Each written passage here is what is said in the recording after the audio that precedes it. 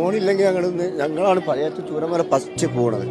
ചൂരമലയിൽ നിന്ന് ഞങ്ങൾ ഫസ്റ്റ് ഞങ്ങളെ പോരാ. കാരണം പറഞ്ഞാൽ 2 പുഴ ഒന്നാകുന്നത് ഞങ്ങളെ വീടിന്റെ നേരെ മുന്നിൽ വെച്ചിട്ടാണ്. എന്തൊക്കെ നഷ്ടപ്പെട്ടാലും ഒരു വീട് നഷ്ടപ്പെട്ട ഞാൻ ഇവിടെ നിന്ന് എങ്ങനെ ഇറങ്ങിപ്പോ എവിടെ പോകുന്നില്ല.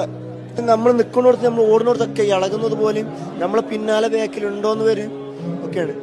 എൻ്റെ നല്ലൊരു ലൈഫ് കാരണം ഗൾഫിൽ തന്നെ ആയിരുന്നു. കുറച്ചു കാലമായിട്ടുള്ളൂ ഞാൻ എൻ്റെ ഇവിടെ നിന്നത്. എന്ത് പെട്ടോട്ടെ, പക്ഷെ ഇരിക്കൂര ഒരാൾക്കും നഷ്ടപ്പെടരുത്. എങ്ങോട്ടൊന്നും അറിയില്ല, അവിടെ ഓടി തന്നെ എന്റെ മോളെയും വലിച്ചിട്ട് നേരെ വയറും വെച്ചിട്ടല്ലേ. എന്താ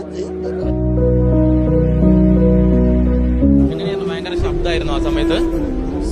ഇതൊന്നും ഒരു വ്യക്തിക്ക് ആർക്കും പറഞ്ഞ് മനസ്സിലാക്കി കൊടുക്കാൻ പറ്റില്ല. കാരണം അത് അനുഭവിച്ചവർക്ക് മാത്രമേ അറിയുള്ളൂ.